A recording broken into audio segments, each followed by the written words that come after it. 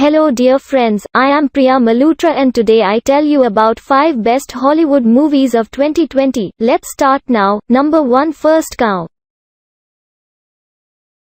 Few directors are as attentive to the rhythms of nature, human and otherwise, as Kelly Reichardt, and the filmmaker's formidable skill at evoking a sense of place, thought. Emotion and motivation is on breathtaking display in First Cow. Adapted from Jonathan Raymond's novel The Half-Life, Reichardt's slow-burn drama focuses on a nomadic 1820 chef named Cookie John Magaro who, after arriving at a Pacific Northwest fort, befriends and goes into business with on-the-run Chinese loner King Lu Orion Lee. Baking and selling popular oily cakes made with milk stolen from a dairy cow owned by wealthy chief factor Toby Jones.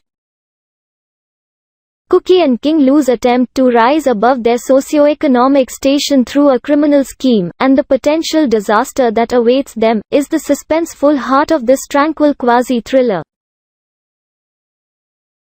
which, awash in redolent faces, gestures and customs, imparts an understated impression of the forces propelling its characters, and the pioneering nation, forward. Framing characters amidst forest greenery or through constricting cabin windows, and setting its action to the serene sounds of its rural environment, snapping twigs, chirping birds, running water, human breath. It's an empathetic vision of profound male friendship and perilous capitalist enterprise. Number 2, The Assistant. Kitty Green's The Assistant is the first great #MeToo film. A scathing look at the mundane day-to-day ways in which gender-imbalanced abuse and unfairness are built into workplace systems. Though you won't hear Harvey Weinstein's name uttered once, his presence is palpable throughout this clinical story about Jane, a sterling Julia Garner, whose position as the low woman on the totem pole at a film production company necessitates enduring mistreatment of both a subtle and overt sort. Whether being chastised by her boss, who's only heard in hushed phone calls, or sharing quiet, pointed glances with her female colleagues, Jane is a victim of both exploitative men and, just as severely, a corrupt institutional structure that perpetuates itself by fostering cutthroat ruthlessness and alienating silence. Epitomized by Jane's meeting with a cruelly calculating human resources rep, Succession's Matthew McFadden, whose threats are all the more harrowing for being both implied and logical. It's a portrait of sexism's many insidious forms. Number 3, Saint Maud. Release delayed, hell hath no fury like a religious zealot scorned, as demonstrated by writer-director Rose Glass' feature debut. A young hospice nurse named Maud Moffat Clark comes to believe that her mission from God, with whom she speaks, and feels inside her body, is to save the soul of her terminally ill new patient, famous dancer Amanda Jennifer Ely. What begins as a noble attempt to share pious belief and provide comfort for the sick swiftly turns deranged, as Maud is possessed by a mania impervious to reason, and inflamed by both the slights she receives from Amanda and others, and her own mortal failings.